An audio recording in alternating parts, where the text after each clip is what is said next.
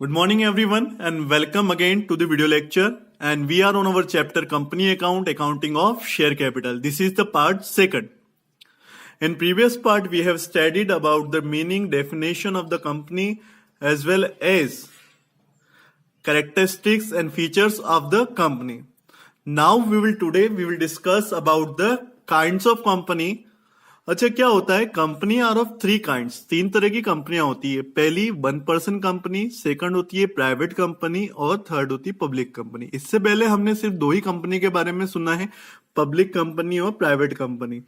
अच्छा, ये जो 1% कंपनी है ये ज्यादा समय नहीं हुआ इसको आए. It is after I think so 2013 1% company camps. तो ये जो 1% कंपनी है, तीनों के बारे में हम डिस्कस करेंगे, 1% कंपनी, प्राइवेट कंपनी और पब्लिक कंपनी के बारे में. So let's go through it one by one. सबसे पहले स्टार्ट करते हैं 1% कंपनी. अच्छा, क्या होती है 1% कंपनी?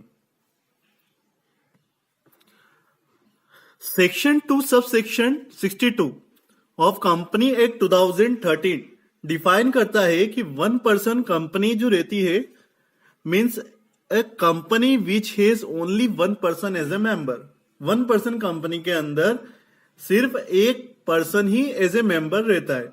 अच्छा, rule 3 of company rules 2014 further इसके बारे में बताता है, डिटेल में बताता है. चलिए देखते हैं कि ओनली अ नेचुरल पर्सन, कोई भी एक नेचुरल पर्सन जो इंडियन सिटीजन हो या फिर रेसिडेंट हो इंडिया का, 1% कंपनी बना सकता है और can be nominee of sole member of 1% company. Second, जो 1% कैन फॉर्म ओनली 1% कंपनी, कोई भी एक जो 1% कंपनी बनाएगा ना वो कोई भी 1% ही होना चाहिए, या फिर और became the nominee of only such company, और became the nominee of only such company. अच्छा, third point, it can not be formed for charitable purpose.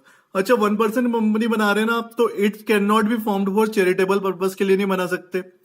अच्छा, it can not carry out the non banking financial activities. अच्छा, non banking financial activities क्या होती है? अच्छा, financial activities, banking financial activities तो सभी जानते हैं, है ना, giving loans and taking deposits. पर जो नॉन फाइनेंशियल एक्टिविटीज जैसे investment in securities of A company, किसी कंपनीज में पैसा लगाना, उसके शेयर खरीदना, तो ऐसा काम ये 1% कंपनी नहीं कर सकती. तो डायरेक्टली रेस्ट्रिक्ट करता है रूल 3, है ना. अच्छा, इसके अलावा जो 1% कंपनी है उसमें paid up capital 50 lakh rupees से ज्यादा नहीं होना चाहिए. सबसे इंपॉर्टेंट पॉइंट है ये कि आपकी पेड अप कैपिटल कहां तक होना चाहिए? 50 लाख तक होना चाहिए. और आपका जो एवरेज एनुअल टर्नओवर है 3 साल का, वो भी 2 करोड़ से ज्यादा नहीं होना चाहिए. आपका जो एवरेज एनुअल टर्नओवर है 3 साल का, वो 2 करोड़ से ज्यादा नहीं होना चाहिए. A 1% company should have at least 1 director but not more than 15 directors. मतलब कि 1% अगर कंपनी आप बना रहे हैं तो मतलब आपके पास में एटलीस्ट 1 डायरेक्टर होना चाहिए, बट नॉट मोर देन 15 से ज्यादा नहीं. तो सबसे ज्यादा इंपॉर्टेंट पॉइंट जो हमें इसमें ध्यान रखना है 1% कंपनी में कि क्या होना चाहिए. 1% कंपनी कौन खोल सकता है? एक तो इंडियन सिटीजन, कोई भी रेसिडेंट ऑफ इंडियन, कोई भी 1% जिसकी paid up capital 50 lakh rupees से ज्यादा नहीं होना चाहिए, एवरेज एनुअल टर्नओवर 2 करोड़ से ज्यादा नहीं होना चाहिए, और minimum 1 director, not more than 15 directors, है ना. तो ये सारी चीजें इंपॉर्टेंट है. चलिए, now we will move to the private company.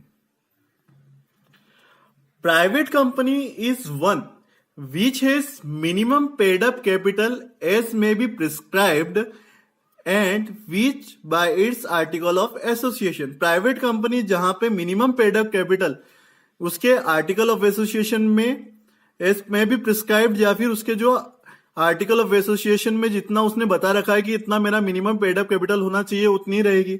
अच्छा, जो प्राइवेट कंपनी रहती है वो क्या फ्रीली अपने जो शेयर से ट्रांसफर नहीं कर सकती है, मतलब फ्रीली किसी को भी, जनरल पब्लिक को नहीं बांट सकती है. रेस्ट्रिक्शन यहां पे रहता है प्राइवेट कंपनीज में, ध्यान रखिए. ओनली ये केस है प्राइवेट कंपनीज में, शेयर फ्रीली आप ट्रांसफर नहीं कर सकते. नाउ अच्छा नेक्स्ट पॉइंट देखेंगे तो मिनिमम ऑफ नंबर ऑफ बात करें कि अगर कोई प्राइवेट कंपनी बनाना चाहता है तो मिनिमम नंबर ऑफ मेंबर 2 होना ही चाहिए और मैक्सिमम इसमें लिमिट बताई गई है 200 मेंबर्स तक की कि मैक्सिमम 200 मेंबर तक होना चाहिए एक्सक्लूडिंग इट्स प्रेजेंट और पास्ट एम्प्लॉय मेंबर्स, जिसमें से प्रेजेंट और पास्ट एम्प्लॉय मेंबर को एक्सक्लूड किया जा रहा है ना। तो मिनिमम 2 मेंबर होना चाहिए और मैक्सिमम 200 मेंबर तक होना चाहिए अगर आप प्राइवेट कंपनी बनाना चाहते हैं तो। लास्ट पॉइंट बोलता है where the share were held by the 2 more person jointly are treated as single member. अगर share where share are held by 2 or more person jointly, अगर 2 जनों ने मिलके या 2 या 3 जनों ने मिलके एक कोई शेयर खरीदा है तो उसे भी एक सिंगल मेंबर ही ट्रीट किया जाएगा। ओके, चलिए मूविंग अहेड। थर्ड पॉइंट बोलता है कि जो प्राइवेट कंपनी रहती है वो क्या कर सकती है, इनवाइट नहीं कर सकती है पब्लिक को, जनरल पब्लिक को, कि वो उनके शेयर सब्सक्राइब करे। जनरल पब्लिक को ऑफर नहीं कर सकती है। ये कौन सा कहता है, सेक्शन 2 सबसेक्शन 68 कहता है। Section 2 subsection 68 of company act 2013 ये बात बोलता है कि prohibit any invitation to public to subscribe for any securities of the company. ये किस केस में है, प्राइवेट कंपनी में, कि जनरल पब्लिक को आप फ्रीली मतलब क्या कर सकते हो, आप इनवाइट नहीं कर सकते कि शेयर खरीदने के लिए। ये बोलता है section 2 subsection 68 of company act 2013। अच्छा, इसके बाद में प्राइवेट कंपनी में भी एटलीस्ट 2 डायरेक्टर होना ही चाहिए और मैक्सिमम 15 तक, मतलब 15 से ज्यादा डायरेक्टर नहीं होना चाहिए, मिनिमम 2 और 15 मैक्सिमम। चलिए, इसके बाद जो भी अगर आप प्राइवेट कंपनी बनाते हैं ना, तो जो प्राइवेट कंपनी के ends with the private limited, कोई भी आप प्राइवेट कंपनी देखेंगे तो उसके पीछे क्या लिखेगा, प्राइवेट लिमिटेड। कोई भी प्राइवेट कंपनी आप देखें तो उसके पीछे हमेशा प्राइवेट लिमिटेड लिखा ही रहेगा, जिससे कि लोगों को पहचानने में तकलीफ ना हो कि ये पब्लिक कंपनी है या प्राइवेट कंपनी। इसलिए कोई भी प्राइवेट कंपनी के पीछे हमेशा प्राइवेट लिमिटेड लिखा ही रहता है। Now we will move to our third kind of company, that is public company.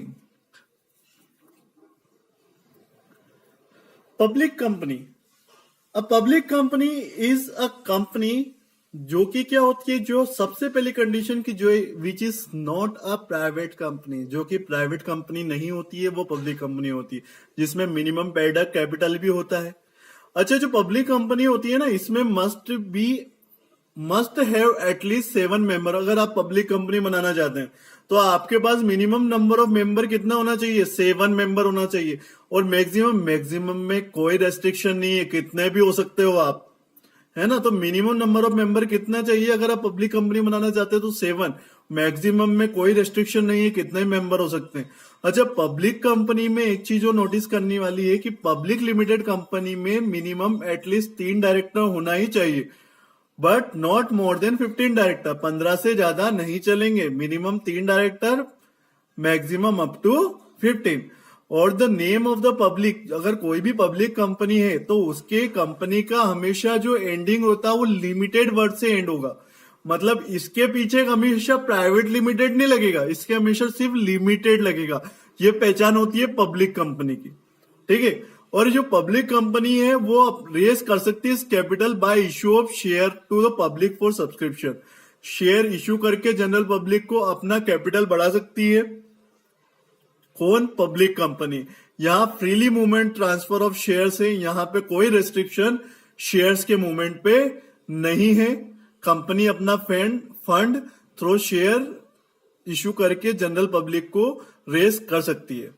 अच्छा, नेक्स्ट पॉइंट देखेंगे, ये तो बात हुई पब्लिक कंपनी की। अब हम चलते हैं, अब कंपनी भले वो प्राइवेट हो या पब्लिक में भी 3 तरह की हो सकती है। ध्यान दे इधर, कंपनी भले प्राइवेट हो या पब्लिक 3 तरह की हो सकती है। एक तो लिमिटेड लायबिलिटी कंपनी भी हो सकती है, अनलिमिटेड लायबिलिटी भी कंपनी भी हो सकती है, और कंपनी लिमिटेड बाय गारंटी। जैसा कि ये नाम से ही क्लियर है कि लिमिटेड लायबिलिटी मतलब जहां पे लायबिलिटी लिमिटेड होती है कंपनी की। अनलिमिटेड लायबिलिटी मतलब जहां पे शेयर होल्डर्स की लायबिलिटी अनलिमिटेड होती है। लिमिटेड में शेयर होल्डर्स की जिम्मेदारी लिमिटेड रहती है, अनलिमिटेड में अनलिमिटेड रहती है, और कंपनी लिमिटेड बाय गारंटी, मतलब अगर कंपनी लिमिटेड बाय गारंटी है तो शेयर होल्डर्स की जिम्मेदारी भी मतलब अप टू सर्टेन एक जितना सेट किया गया है एक लिमिट तक ही रहेगी, मतलब जितनी उन्होंने गारंटी दी है इससे ज्यादा नहीं रहेगी। ये तीनों के बीच का डिफरेंसेस है। चलिए let's go through it in detail, थोड़ा सा डिटेल में देखते हैं। चलिए let's see in the detail. Limited liability company मतलब जिसमें सबसे पहले कंपनी लिमिटेड बाय शेयर, अगर कंपनी लिमिटेड बाय शेयर है, कंपनी लिमिटेड बाय शेयर है, इसका मतलब यह है कि जो कंपनी ने क्या किया है, company having the liability of member limited, company क्या कर सकती है, इन केस कभी कंपनी को अगर पैसे की जरूरत पड़ती है तो वो उतना ही पैसा अपने शेयर होल्डर से मंगा सकती है जितना उसने शेयर पे अभी कुछ पैसा बाकी लेना बाकी है। मतलब मान लीजिए एक शेयर की वैल्यू 100 रुपए और कंपनी ने उससे 70 रुपए ही मंगाए हैं, 30 रुपए और कंपनी को अभी लेना है, कंपनी ने अभी तक लिए नहीं है, तो 30 रुपए ही कंपनी मंगा सकती है। इस किस केस में, कंपनी लिमिटेड बाय शेयर्स के केस में। ये बोलता है section 2 sub section 22 of company act 2013। Second case आता है company limited unlimited liability company. अच्छा, अनलिमिटेड लायबिलिटी कंपनी में क्या होता है, जो मेंबर्स रहते हैं ना उनकी लायबिलिटी अनलिमिटेड रहती है। कभी ऐसा केस हो जाता है कि कंपनी वाइंडिंग अप की सिचुएशन में आ जाती है तो शेयर होल्डर्स जो कंपनी की जो डेट है, कंपनी के जो उधार है उनको चुकाने के लिए मेंबर्स को अपनी प्राइवेट प्रॉपर्टी तक बेचने की नौबत आ सकती है। किस केस में, अनलिमिटेड लायबिलिटी कंपनी में। और जो थर्ड और लास्ट केस है हमारा वो है कंपनी लिमिटेड बाय गारंटी। अच्छा, कंपनी लिमिटेड बाय गारंटी में क्या होता है कि जो मेंबर हैं वो कंट्रीब्यूट करते हैं to the asset of the company in case of winding up, पर कितना कंट्रीब्यूट उतना ही अमाउंट देंगे जितना ऑलरेडी पहले से सेट किया गया है कि इन केस ऑफ वाइंडिंग अप इतना मेंबर से पैसा लिया जाएगा। ओके, तो इसमें कंपनी क्या है, ज्यादा पैसा नहीं मांग सकती है और अनलिमिटेड पैसा जनरेट नहीं कर सकती है मेंबर से, क्योंकि कंपनी लिमिटेड है पे गारंटी से। ठीक है, उसके मेमोरेंडम में उसने लिखा हुआ है कि मैं इतना ही पेमेंट मंगा सकती हूं in case of winding up. So this are the 3 types: limited liability company, unlimited liability company, and company limited by guarantee. I hope you got it well. Revise it well. Rest of the theory part we will cover in our third part. Thank you.